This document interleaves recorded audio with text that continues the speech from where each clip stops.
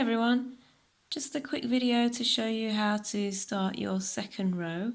We're going to go through how to do that working in rows and working in the round. We'll start with working in rows. I've made my foundation chain and 15 double crochets. In the UK that's the treble. So if we're counting the stitches, we've got 1, 2, 3, 4, 5, 6, 7, 8, 9, 10, 11, 12, 13, 14 and 15 is here. Right there, it's quite difficult to see, but that's the last or the first stitch of your first row. So when we're coming to the end of the second row, this will be your last place that you're working into. This is the top of the first stitch here. Okay, so let's begin. So to start your second row, you're going to begin by making some chains. The idea is that you bring the yarn up to the height that you're working to, so it depends on the stitches that you're working with. So like here we're using the double crochet, we'll be chaining 2 to start with, and that brings us up to the same height as the double crochet stitch.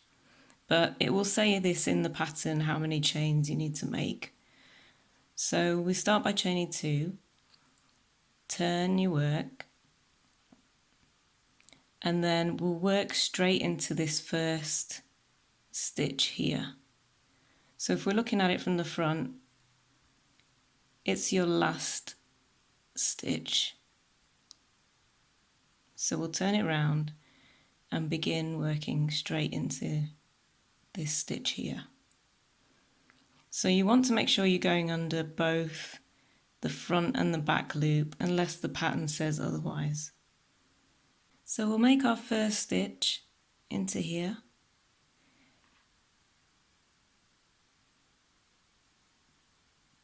That's the first double crochet.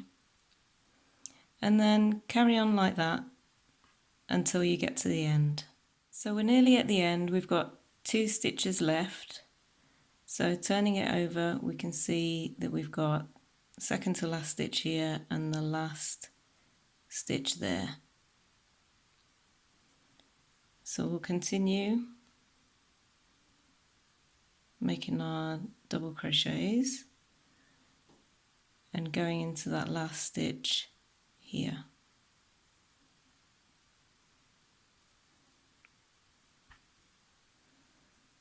So there it is, we have our second row. So if we turn it over,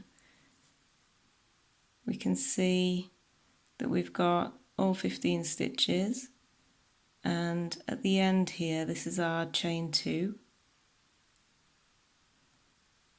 and this is our first or last stitch. So if you're working in the round, you'll pretty much do the same thing.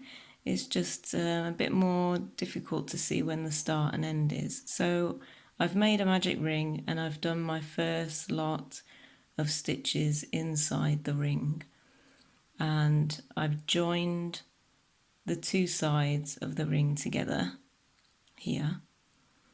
So this stitch here we don't count because that's the join. So if you pulled it a bit tighter, you'd see that this one kind of overlaps that one. So all together we can start counting from here. 1, 2, 3, 4, 5, 6, 7, 8. And sometimes when I'm working in the round, I like to mark the last stitch so I know where to end. So I'll do that. I use paper clips a lot because they're easy to put on and take off. So if we're going to be working the same stitch as what we used in the rows, we'll be doing the double crochet. So again, we'll chain 2,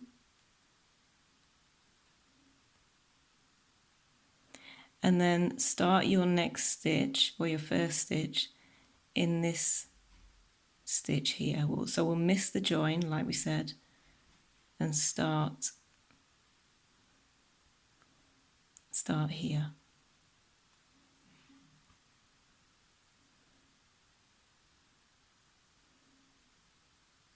Usually when we're working in the round, the second row will consist of 2 stitches in each stitch. So we'll do that. We'll carry on with 2 stitches in each stitch until we get to the paperclip. Okay, we're at the paperclip and we'll make the last 2 stitches into the marked stitch, so we'll take that out. This was a marked stitch.